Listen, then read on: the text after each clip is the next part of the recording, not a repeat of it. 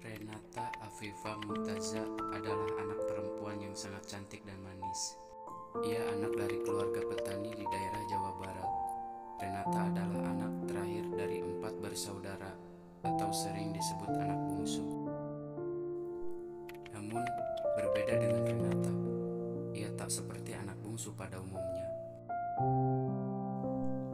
Sejak kecil, Renata tak pernah merasakan bagaimana rasanya dimanja oleh kedua orang tuanya. Ia harus rela berbagi kasih sayang orang tuanya dengan 2 orang anak laki-laki. Mereka adalah anak dari kakak pertamanya, Dena dan Reno namanya, karena memang semenjak kakaknya bercerai dengan suaminya, Dena dan Reno tinggal bersama Renata dan kakek neneknya, yang mana mereka juga orang tuanya Renata. Meskipun kasih sayangnya harus terbagi dengan Dena dan Reno, anak yang terlahir di tanah Jawa ini tidak pernah benci kepada mereka. Justru malah Renata sangat menyayangi mereka berdua.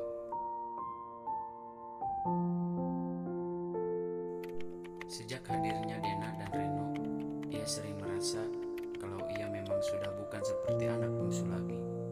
Renata tidak mempunyai adik, tapi seperti mempunyai adik. Dan semenjak mereka hadir, Renata bisa merasakan bagaimana dan seperti apa hidup menjadi seorang kakak. Sejak kecil, Renata sudah dididik keras oleh kedua orang tuanya. Dididik keras untuk kuat, dididik keras untuk mandiri, dididik keras untuk tetap kuat menghadapi setiap keadaan dan cobaan. Akan tetapi, di balik itu semua, Renata adalah anak perempuan satu-satunya yang selalu diharapkan kedua orang tuanya agar suatu saat ia mampu mengangkat harkat, derajat, dan martabat kedua orang tuanya. Tinggal kamu, anak ibu yang belum menikah. Ibu pengen banget punya menantu PNS atau enggak polisi. Ya kan, Pak? Celetuk ibunya Renata sambil mengernyitkan dahi. Perihal jodoh itu sudah ada yang ngatur. Siapapun laki-laki itu, yang paling penting dia sayang sama Renata dan keluarga kita, bertanggung jawab, dan mampu menerima anak kita ini dengan apa adanya, ucap bapaknya Renata. Tapi harapan bapak itu pengennya Renata menikah dengan laki-laki yang tinggal di kampung kelahirannya Renata. Kampung kelahiran bapak dong tentunya, sahutnya lagi sambil menatap kagum wajah Renata. Renata hanya diam mendengar pembicaraan kedua orang tuanya. Sekolah juga belum beres, apa harus ya ngomongin soal nikah? Gak ada pembicaraan yang lain gitu? Gerutu Renata. Ingat ya dek, bapak beneran pengen kalau kamu itu menikah dengan laki-laki yang tinggal di kota kelahiran bapak.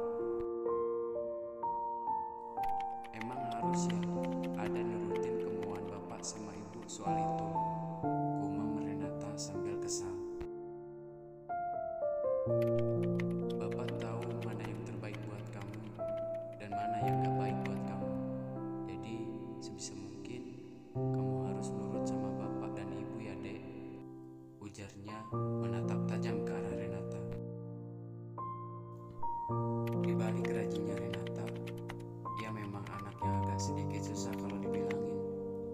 Anak yang agak susah diatur. Ia anaknya pendiam dan tertutup.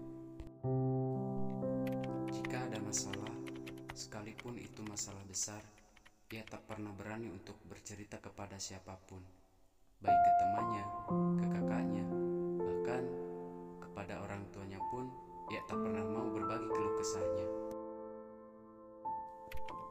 Renata adalah salah satu perempuan yang sangat sulit mempercayai seseorang. Entah apa sebabnya ia seperti itu. Ia lebih senang memendam keluh kesahnya sendiri. Ia lebih memilih bungkam daripada menceritakan semuanya kepada orang lain. Ketika ada keinginan untuk membeli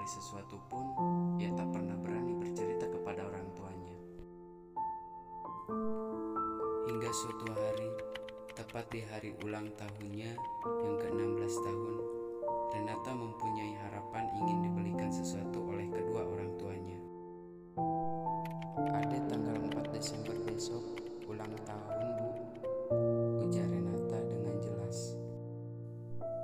"Adek pengen dong adain syukuran, tapi pengen di kampung Bapak. Boleh ya?" ujarnya penuh harap. "Kenapa nggak di sini aja, Dek? Kan sama aja kali, Dek, sama-sama syukuran. Lagian kamu kan sekolah, ibu juga sibuk," jawab ibunya Renata dengan tegas. "Ya kan, Bu, pengen atuh Ade ngerasain syukuran di kampung kelahiran Ade sendiri. Boleh kan, Bu?" rajuk Renata dengan logat Sundanya itu. "Di sini aja, Dek, sama kok. Sama-sama berdoa juga. Yang penting kamu sehat, panjang umur, udah cukup itu, Dek," jawab ibunya. Renata hanya diam ketika ibunya tidak mengabulkan apa yang ia harapkan. "Giliran aku aja minta sesuatu gak pernah diturutin. Tapi kalau Dena dan Reno yang minta pasti langsung diturutin," gumamnya dalam hati sambil kesal. Keesokan harinya, Renata jarang sekali keluar kamar. Dia lebih banyak mengurung diri di kamar. Sampai-sampai ia bolos sekolah pada hari itu. Tanggal 4 Desember tinggal beberapa hari lagi. Renata masih sering ngurung di kamar, gak seperti biasanya. Orang tuanya sangat kebingungan dengan apa yang anaknya lakuin beberapa hari ke belakang itu. "Pak," panggil Renata yang masih terdiam diri di depan pintu kamarnya. "Mau keluar juga nih anak," jawab bapaknya dengan mata yang menatap ke arah Renata. "Ade pengen beli motor aja. Ade minta syukuran di kampung Bapak, gak dikasih izin sama ibu," seletuk Renata. "Lagian capek sekolah jalan kaki terus. Hitung-hitung hadiah ulang tahun buat adek juga kan," ujarnya lagi. Bapaknya Renata hanya bisa terdiam ketika anak bungsunya itu meminta untuk dibelikan sesuatu yang mungkin memerlukan uang yang lumayan banyak. Hari itu tepat di tanggal 4 Desember.